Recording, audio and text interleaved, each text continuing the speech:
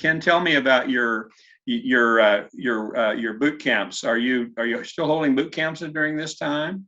Yes, we are. We're I have to use some new terms though, like social distancing.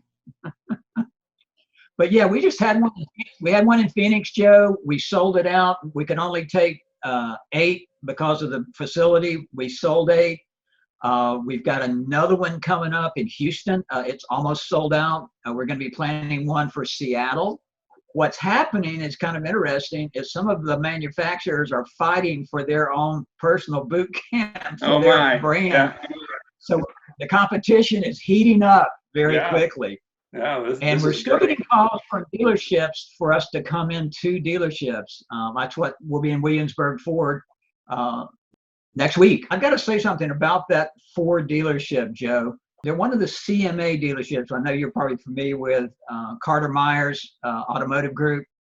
Liza is the owner, and she is so supportive of fleet and commercial. She's 100% bought in. Jess Gentry, the GM, is so bought in, he ordered an $80,000 mobile service vehicle. And so now we're going to start mobile service at Williamsburg Ford. And I have to say kudos to Liza, to Jess Gentry for believing in the program. If ever there's been a time to grow commercial and fleet, it's right now. It's because huge. Everybody's doing nothing. Yeah. Wow. Have you ever had a boot camp for dealer principals? We've had them attend because we welcome them, and we invite the dealer principals to come for free, Joe. The last time I did something for dealer principals only was 14 years ago. And it was one of the manufacturers said, hey, we got to get the owners in here. And we had the biggest boost in our company because when the owners find out, it's like, wow. We've got an owner coming to our Houston boot camp, and he's bringing 3 of his commercial guys with him, and 2 of them are over the age of 60. That is so crucial for so many. If other dealers get commercial, the opportunity, it really is a game changer. I sell trucks and I enjoy the work, but at the same time, so often a non-commercial centric dealership has a hard time understanding the concept and really buying into it. And so that dealer is right on. That's great. Oh, and we're already getting results. We did a special report about 8 years ago, and we wanted to find out as much information as we can about things that affect the growth of these commercial departments. Right.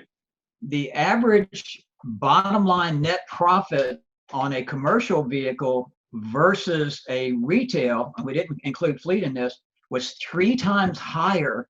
And we think now it's probably 4 to 5 times higher. So we found that out. Maybe 1 out of 20 dealerships are truly fleet and commercial. Right.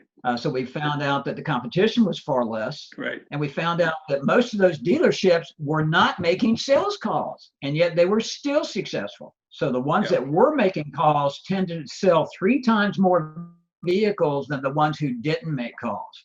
And all you have to do is commit. I wrote an article about 5 years ago called "If It Were Me." That article is what I would do if I wanted to start a fleet and commercial department. I remember that article. I think that was spot on. This is a game changer, this economy that we're in and this COVID that we're in. And, there are people that say, oh, it's all over. And there are other people that say, oh, it's just started. We have opportunity now that we've never had before because of all of this. The other thing that I've noted is that, people are using a lot of commercial truck trader and work truck solution. Use of that is just ramping up enormously, I think, too, don't you? Skyrocketing. Catherine and I have talked about that with Work Truck Solutions, Russell Savage, our friend Charles Bowles at Commercial Truck Trader. Yeah, it is. But again, we're taking those things with a twist, Joe. Most people look at them as inbound websites where you wait for somebody to find it. What we're doing is we're adding outbound to it. For instance, with Work Truck Solutions, for instance, we can print up one of the vehicle descriptions with photos, everything, and we're sending 5 of those out a day, 5 out a day, 5 out a day. So we're turning it into outbound tools as well. instead of waiting around for someone to find us. And we're taking those on sales calls as well. So we're doing the printouts. We've got the vehicle ready to show them. The thing the pandemic has taught is next level. We can't do what we always did. We now have to take it a step further. We've got, gosh, 150 dealerships. We do newsletters for them, and we send those out weekly. And we highlight a vehicle, we highlight a business. We got a call from a dealership in South Carolina last month. He sold 3 trucks because someone got his newsletter and said, "Hey, I'd like to, buy a truck from you." And he said, "Let me make it very clear. The reason I'm doing this is because of your video newsletter."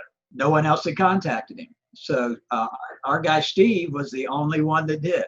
Last year, Ford sold, I guess, actually, I'll say through the third quarter of last year, Ford sold 221,647 commercial, what I'll say series, well, the F-150 series mainly, and some 250s.